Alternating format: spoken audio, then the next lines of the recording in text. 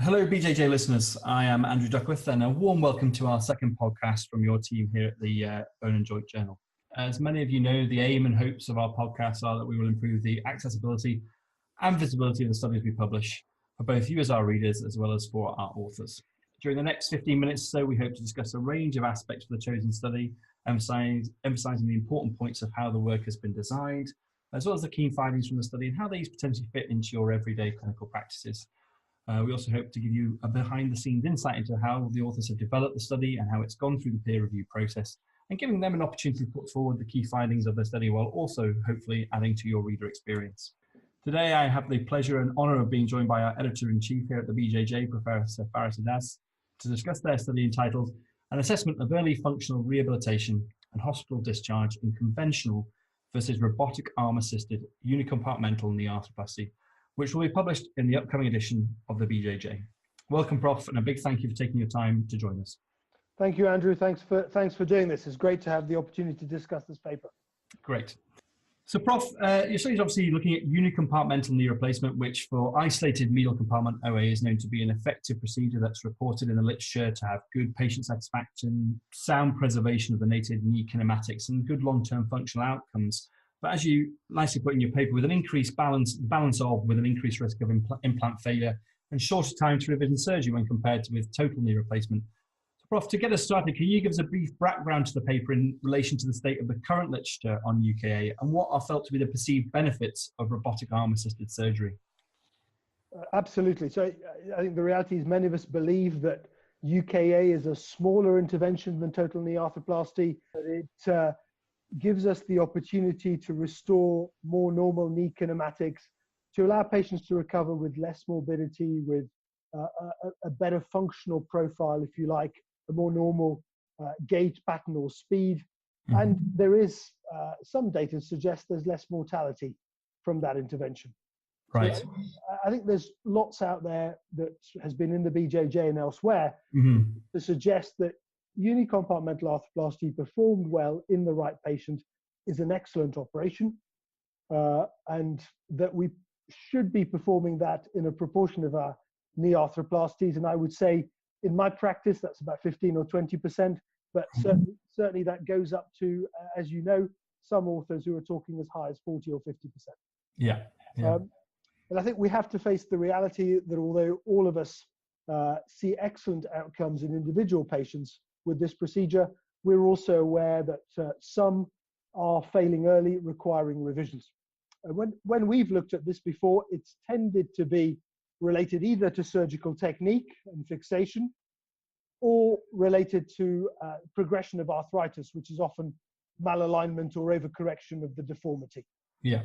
And so we certainly saw an opportunity in a very established uni practice over the last couple of decades to see a new enhanced technology and see whether we can use this technology to replicate if you like, a more native alignment for the patient more reproducibly, hopefully limit surgical error, hopefully improve fixation and balance, and see where we could go with that. And this study really, we shouldn't over-egg it because it's really pilot data. This is the introduction of this technology in our practice and a comparison with the prior data that we had from our existing technique that we had evolved over the past 20 years. Yeah, and it would be fair to say, Prof, sorry to interrupt, the literature is still very much in its infancy about the robotic arm assisted surgery. Would you agree with that? We're still learning as we go.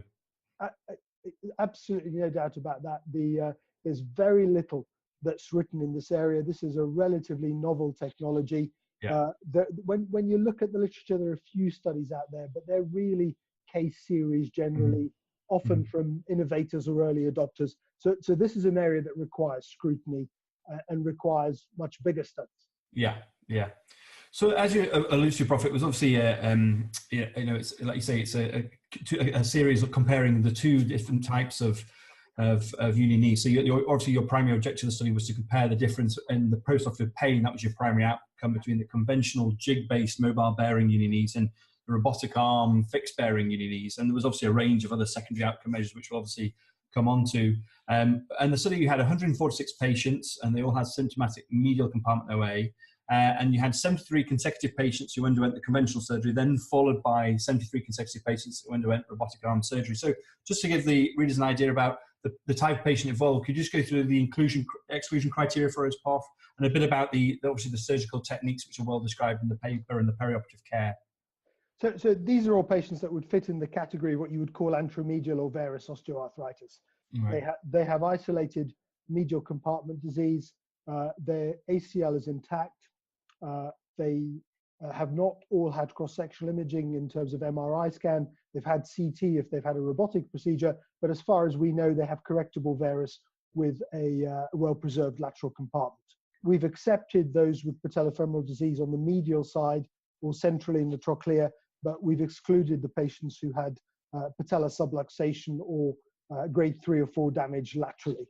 We've also been careful to fixed flexion about 15 degrees was the extreme we would go to, and 10 degrees of varus. Anything beyond that, we tended to rule out on the basis those patients ended up with a total knee replacement.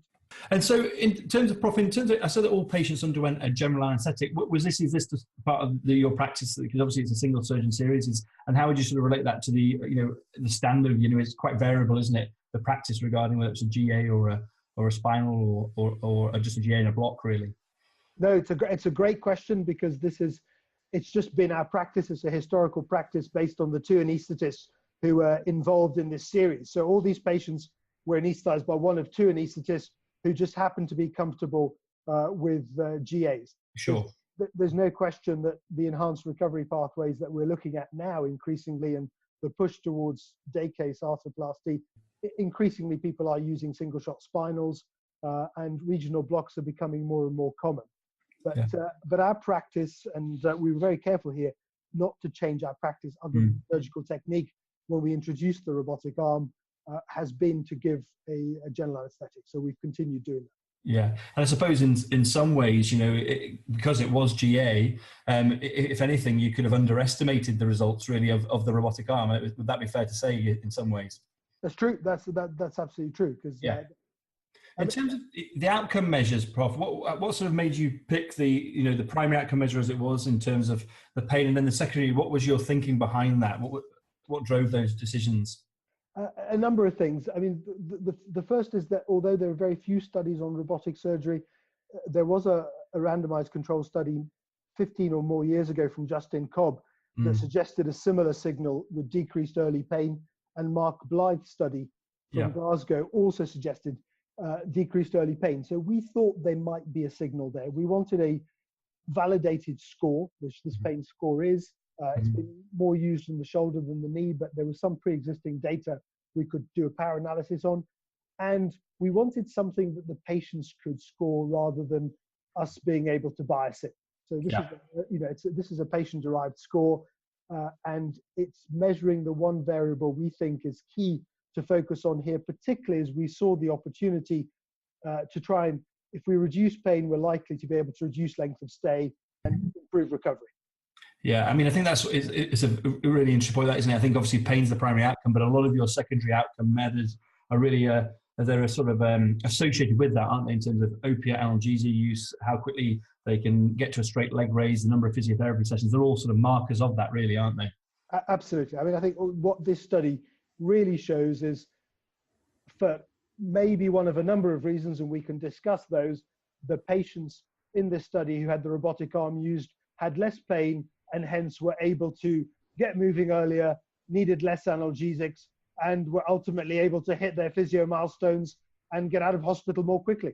Yeah, absolutely. So sort of that moves us on nicely to the sort of the key results of the paper, Prof. There was 146 patients. They were obviously very well balanced in terms of their demographics, which you sort of expect with the way, I suppose, you've recruited them and the nature of the practice, and they seem to fit what you'd say is a standard sort of uni-knee group.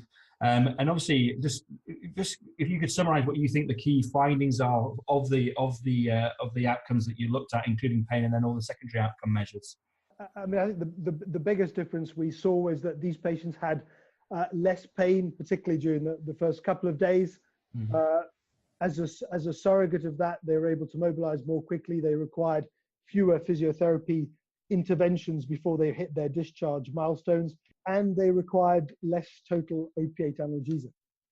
And in terms of the physiotherapy sessions, that was very standardised, was it? Because obviously there was 9. It was the median number in the conventional group was 9, and then in the robotic arm it was 5. But that was just purely indicated in terms of what they needed before they fit the discharge criteria. Is that right?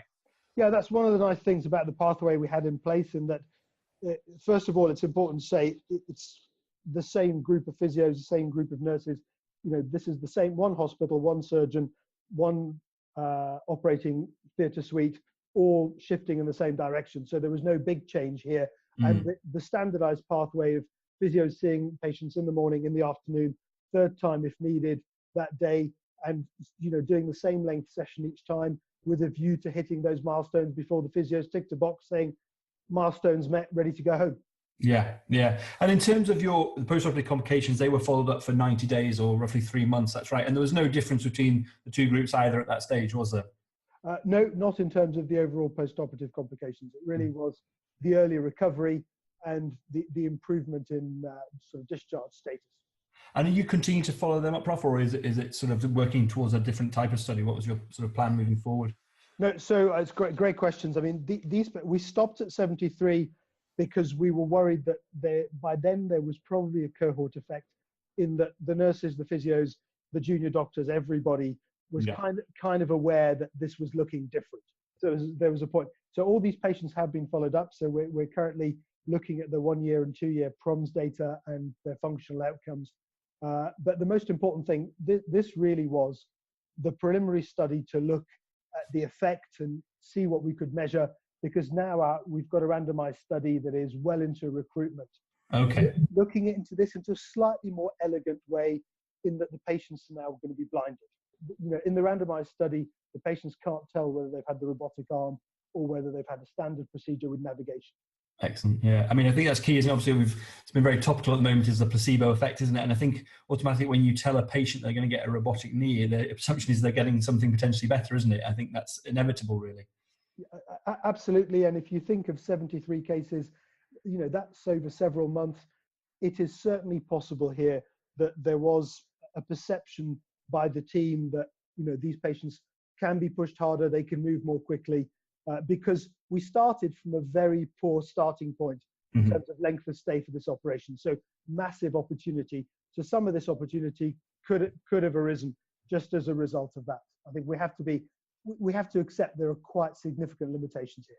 Yeah, I agree. I think though, in terms of, I know we're always striving for that level 1 evidence, which is obviously the best thing to do. But I think in terms of, the way that you balance two groups as best you can, I don't think you can really find a sort of case cohort series, better in terms of, they are well matched and you've used the same surgeon and the same sort of postoperative protocols. But in terms of sort of moving forward then, and, obviously we've mentioned the randomized controlled trial, but how do you see us moving forward in terms of, first of all, can we find a patient-reported, the patient-reported outcome is obviously seen as the gold standard now. Do you think we'll ever find a difference in those, either in the short or longer term? And do you feel that we can prove this to be a cost-effective in the NHS? So those are really important questions, because what this paper looks at is the immediate perioperative outcome. That's a lovely signal, but actually it's a small part of the whole story. What we've really got to see, there's an economic benefit, of course, to leaving hospital earlier, to potentially being able to do this as day surgery. There's a benefit to requiring less physiotherapy as an inpatient or an outpatient. There's a benefit to potentially requiring less outpatient support. But what we really need to see is good function beyond the first couple of years. And ultimately, the really important thing is if this brings down the revision rate. Yeah. And that requires longer term follow-up. So this needs, I think RCTs are great here because we can then see if the signal we've picked up here is real. Yeah. But we're then going to have to go beyond the sort of single center RCT, see if this is generalizable beyond surgeons who are doing a high volume. Because the very interesting thing about navigation and robotics is you get so much information back that if you're into that, if you like that, that's tremendous, and you can probably improve what you do and do it much better. But actually, it can also confuse. So it's really important to see that this is generalizable. But I think the registries are going to have an important role to play here. Because what we really need to be doing is looking at 2-year data, 5-year data in the registries and saying that when this becomes disseminated, when this is out in many hospitals, are we seeing a lower reintervention rate? Yeah, no, absolutely. And I think like you just alluded to there, I think the one thing whenever, we do get positive data with new innovations is the tendency is to everybody want to try and pick it up. And I think we have to be obviously, and the tendency then is to expand your inclusion criteria, and then it can go, it's like bushfire, isn't it? But actually what you want is that, the right patients, and then the data will speak for itself, really. I think that's going to be key to it, isn't it, really? It will be. And I mean, I think you mentioned whether these patients are going to function better. I don't think the proms are going to pick that up necessarily. No. We can do, and we do, in fact, performance-based studies. So if you get patients up on treadmills, walking uphill or downhill at speed, if you look at their gait, I suspect if we get their biomechanics absolutely spot on, then we may do better. But I think in terms of the bigger picture, in terms of the population, the really key thing will be reducing revision rates and getting good implant longevity. That will really deliver the cost effectiveness here. Yeah, that's what it is, isn't it? Because I mean, there's just recently published in the BMJ Open saying that probably even some of the data from the NGR says the uni knee replacement might be more cost effective than the total. But if like you say, if we can get the revision rate down, that will be the key really to it moving forward. Yeah, no, that will be the big win. We're a long way from that with this study, but I think this is reassuring because this study captured our learning curve.